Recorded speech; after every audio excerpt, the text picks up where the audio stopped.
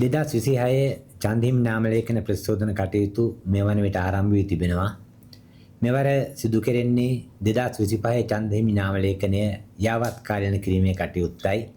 ඒ අනුව 2025 චන්දිම් නාම ලේඛනයේ නම් සඳහන් වෙලා තියෙන ඒ සියලුම ඡන්දදායකයන්ගේ නම් 2026 චන්දිම් නාම ලේඛනයට ඇතුළත් වෙනවා. ඒ නිසා ග්‍රාම නිලධාරීන් විසින් නිවෙස් වලට පැමිණ ආකෘති පත්‍ර සම්පූර්ණ කිරීමක් සිදු කරන්නේ නැහැ. යම්කිසි ගෘහයක නමක් ඉවත් වීමක් හෝ අලුතෙන් නමක් ඇතුළත් වීමක් තිබෙනවා නම් එවැනි අවස්ථාවකදී පමණක් එම නිවසේ ගෘහ මූලිකයාට හැකියාව තිබෙනවා අදාළ ග්‍රාම නිලධාරී හමු වෙලා ඒට අදාළ ආකෘති පත්‍රය සම්පූර්ණ කරලා බාර දීම. ඒ වගේම ග්‍රාම නිලධාරී හමු වීමේ අපහසුතාවයක් තියෙනවා නම් ඒ සඳහා අපි මැතිවරණ කොමිෂන් සභාව මැතිවරණ කොමිෂන් සභාවේ වෙබ් අඩවියට පිවිසීමෙන් ඒ කටයුත්ත සම්පූර්ණ කර ගැනීම සඳහා අවශ්‍ය වැඩපිළිවෙල යොදා තිබෙනවා.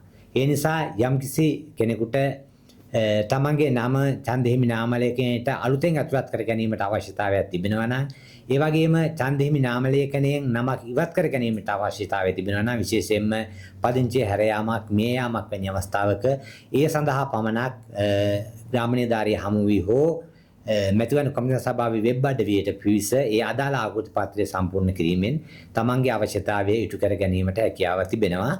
ග්‍රාම නිලධාරීන් මගින් සෑම නිවසකටම 2025 ඡන්දහිමි නාම ලේඛනයේ නම් ඇතුළත් අයගේ නම් ඇතුළත් කඩදාසියක් මුද්‍රණය කරලා ඒවා තිබෙනවා.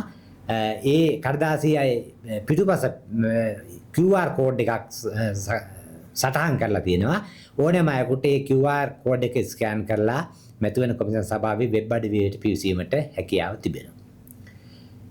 ඒ වගේම 2026 වර්ෂය සඳහා දේශපාලන පක්ෂ ලියාපදිංචි කිරීමේ කටයුතුත් මේ වන විට ආරම්භ වෙලා තිබෙන්නේ. 2025 වර්ෂයේ ඒ දේශපාලන පක්ෂ ලැයිස්තුවට දේශපාලන පක්ෂ 5ක් ඇතුළත් වුණා අලුතෙන්. ඒ අනුව දේශපාලන පක්ෂ 85ක් දැනට දේශපාලන පක්ෂ ලැයිස්තුවේ තිබෙනවා. 2026 වර්ෂය සඳහා ජනවාරි 28 වෙනිදා සිට පෙබරවාරි 28 වෙනිදා දක්වා අලුතෙන් ආයුධපත් බාර ගැනීම සිදු වෙනවා.